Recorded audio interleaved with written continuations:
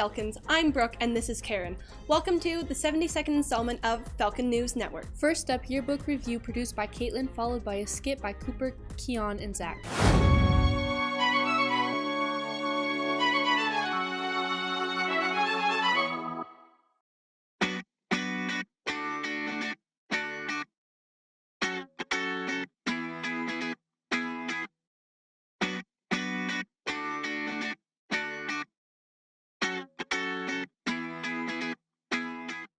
So Yearbook is a great initiative where our yearbook crew celebrates the school and everyone in it.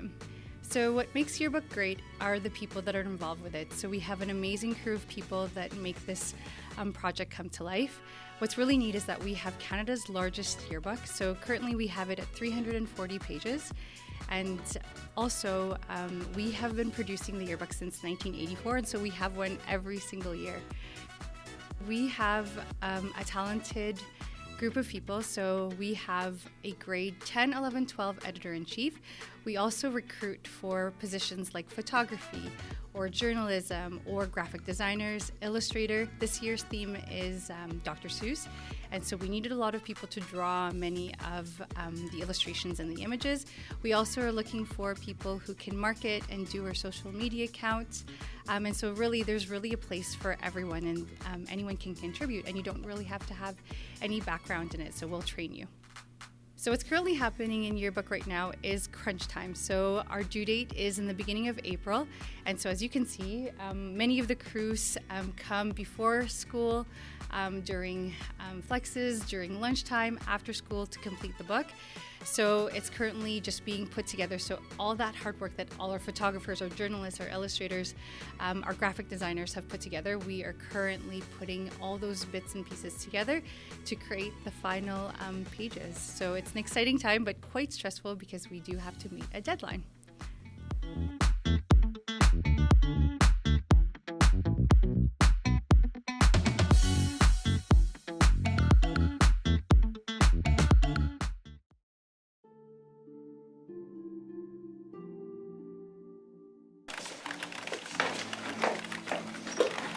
Hi, thank you for coming to Papers. How may I help you today? Hi, I had a couple of photos on an SD card that I want to switch over to a flash drive. Certainly. Do you have the SD cards with you today? Yeah, I do. They're right here. Right. And may I ask what port you were using for these guys? I think they plug into like the rectangle one. The rectangle?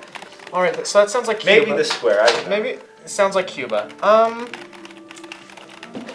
So unfortunately, let me just double check with my manager on this. I have the camera that took the pictures if that's helpful. Oh, certainly. You can get them off of here, right? Yeah, I'll just have to double check on my manager with that one, all right? Okay. Just give me a quick moment.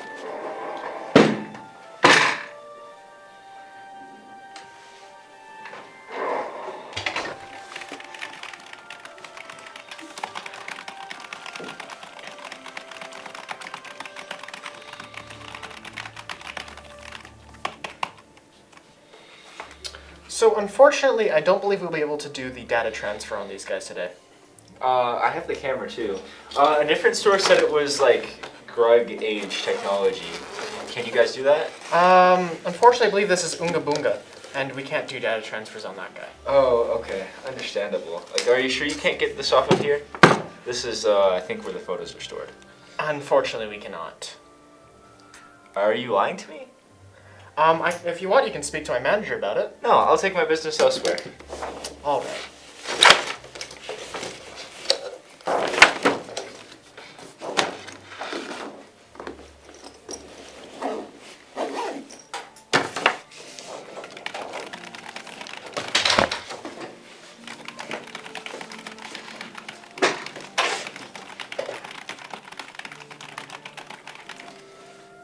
Three more hours. Hi, thank you for coming to Papers. How may I help you today? I was wondering if I could get some photos transferred. No. So I'm Mr. Reshny. I teach the building construction here at Foothills Composite High School. We're a program that runs grade 10, 11, and 12. We do a little bit of cabinetry with some carpentry as well. Anything from building cabinets to building sheds, dog houses, We do some floor tiling, drywalling, all things construction. I also teach a little bit of the electrical class upstairs, but this program deals with grade 10 being intermediate students or beginner students coming in, moving to intermediate in grade 11 and advancing to grade 12 to give them an interest in the trades. I think trades are beneficial for the kids because it's a different style of learning or a different way to demonstrate your knowledge and understanding of outcomes from sitting in a desk. This is more of a hands-on atmosphere where you're able to show what you can do instead of just tell what you can do. And I enjoy teaching it because it's very active and you're moving around. Kids seem to enjoy being in the class, and it's a little less structured than just being in front of a desk taking notes. Papers has some great customer service. We have a library review by Cooper, Linnea, Zach, Keon, and Scott next, followed with a forensics overview by Bree.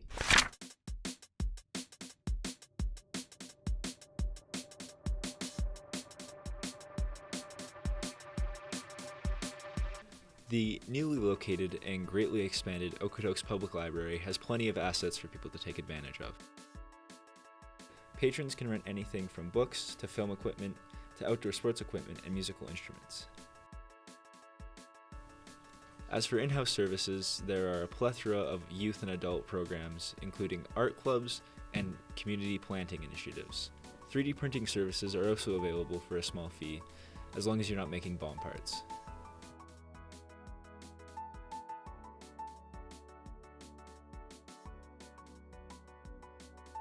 The Okotoks Public Library has evolved into something more of a community center and has something for everybody. If you want to donate or volunteer, there will be links in the end card.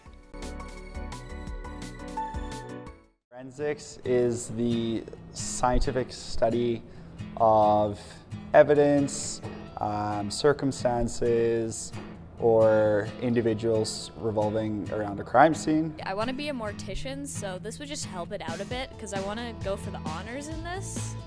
So that would just boost it up a bit because I want to go into England for it actually. So it would just, boost it up a bit. Well, I actually wanted to go into the field of criminology, so having the forensic side of things would definitely help, along with the psychology, which I will be taking next year. This definitely sparked from watching types of shows like Criminal Minds at a young age. Definitely kind of sparked that for me, and so yeah.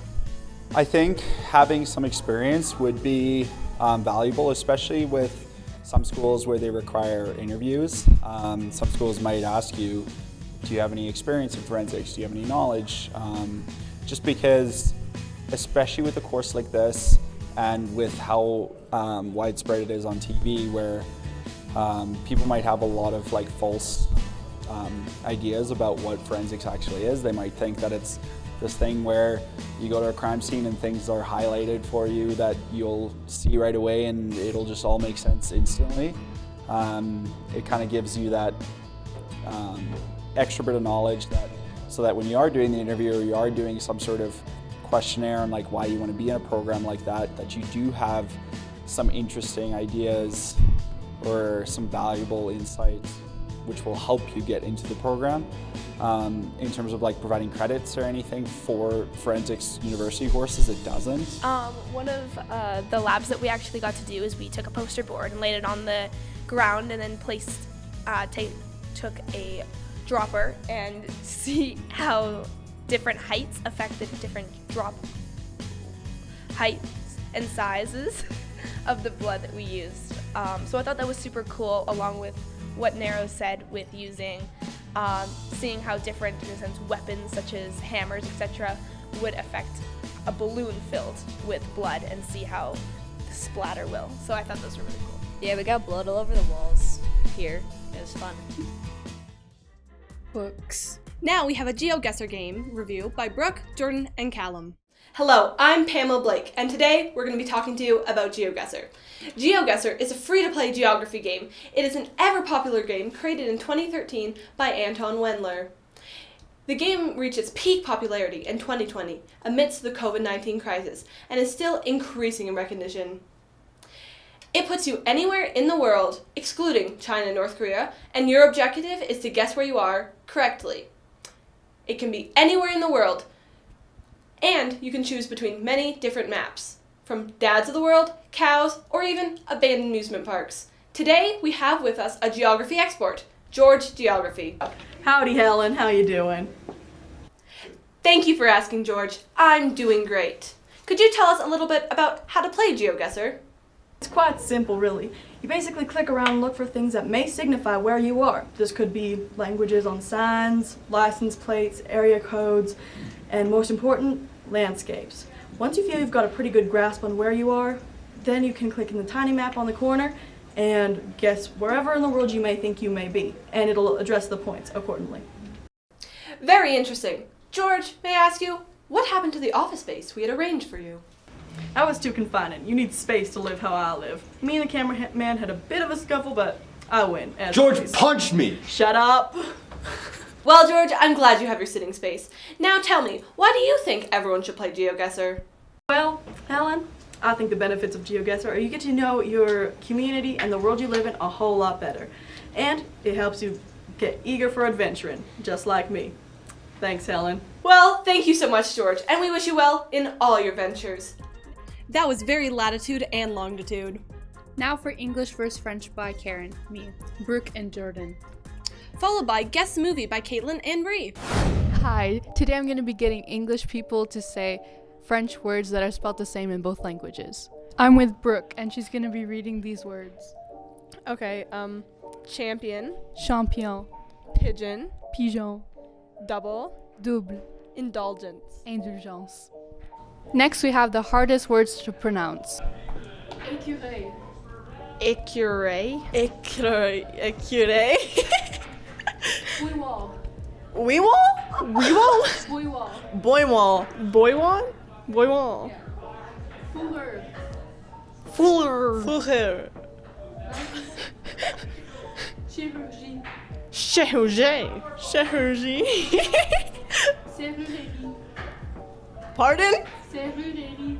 serrurerie, serrurerie, Libronnablement. librement, Libronnablement. edimbrablambrambra, Inné. inné, Bron. bran, Ablement. ablema, inné, bron, Libronnablement. inebrolabla.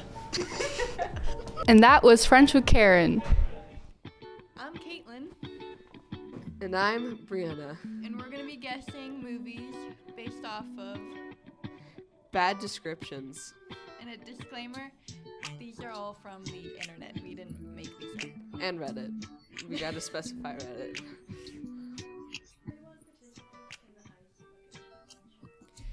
Titanic.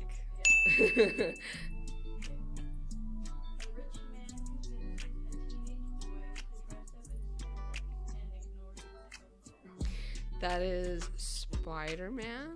No Way... Not No Way Home. Far From Home. What is it? Oh, so I was right on the Spider-Man part.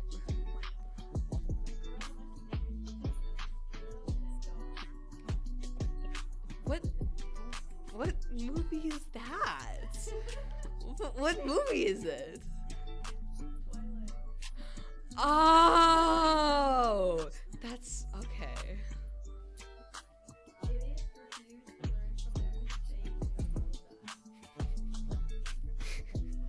I still want to say Avengers, but I have no other movie I can think of. Oh, that's smart.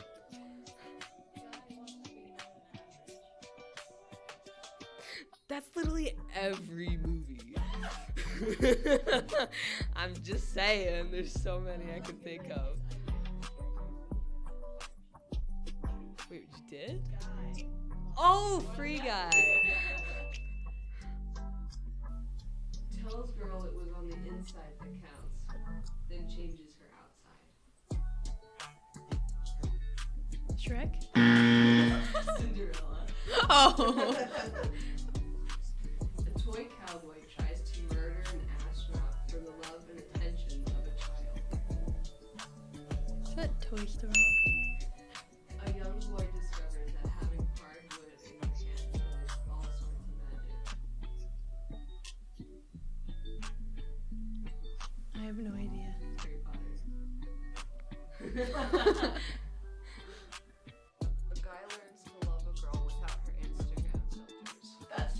That is Shrek. After losing his father, a young boy joins a hippie group and becomes vegan. Is that Lion King? Yeah. Today, I have grabbed a random person, and they are going to have to cook a dish from 5 different wheels.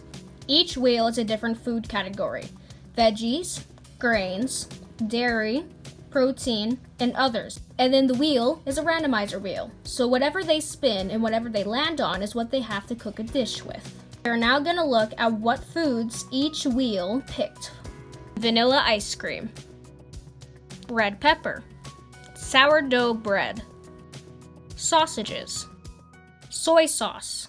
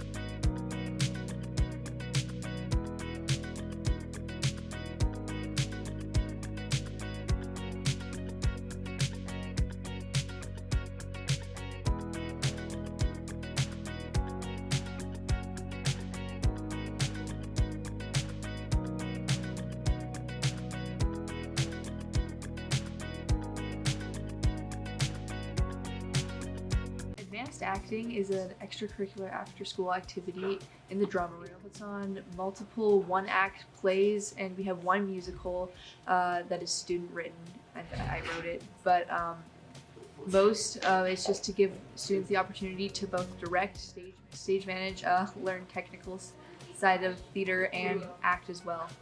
I joined advanced acting because I have a passion for acting myself. I love anything to do with theater, if it has to do with acting, singing, writing. I love all aspects of it. This will be held, I think, at the end of April. We are doing them in zones, which will go against other schools and their plays, and hopefully we'll go to provincials in Red Deer later on in the year, and we have a parent night where we show off all of the productions at the end of April, I believe, where we will be performing our 4 shows: Lockdown, Horse Girls, Rodrina Flector, and Dreamer, a musical. My favorite part about advanced acting is definitely doing the musical because there's lots of choreo, which is really fun. It's not my strong suit, but super fun. Some of those movie descriptions made no sense. Finally, we have open house coverage by Karen.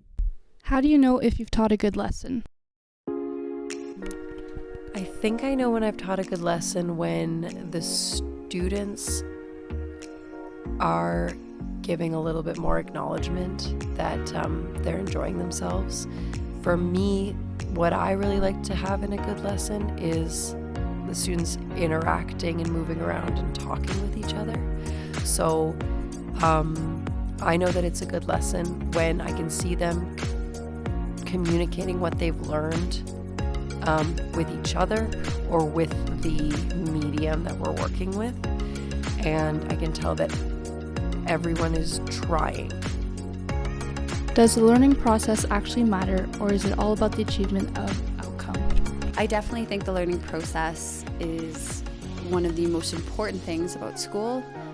Becoming a lifelong learner and genuinely enjoying the process of learning. I know I'm kind of using the words backwards, but the outcome is what happens after you put in the hard work. And the hard work and the dedication and actually learning about the world or the importance of events is everything. How do you measure successful teaching?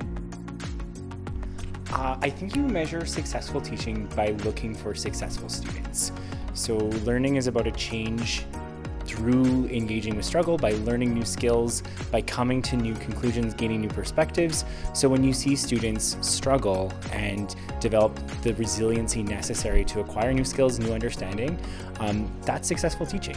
You can see that your students have actually changed. They've learned something. They've come to be different through the context of being in your class and engaging through the world through their own choices. In your opinion, what's the best part of teaching?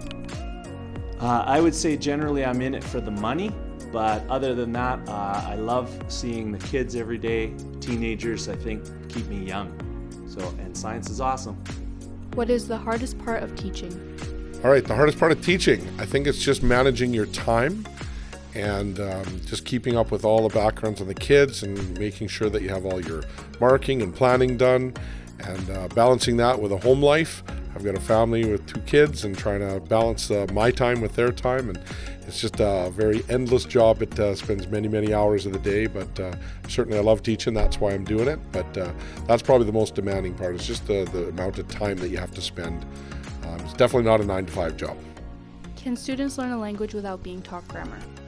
Learning grammar is a part everyone who learns a new language complains about, but a language is just the vocabulary and the grammar that links the vocabulary together. So if you don't learn the grammar, if it's not taught explicitly to you, that's half the language you're just expected to kind of pick up on your own.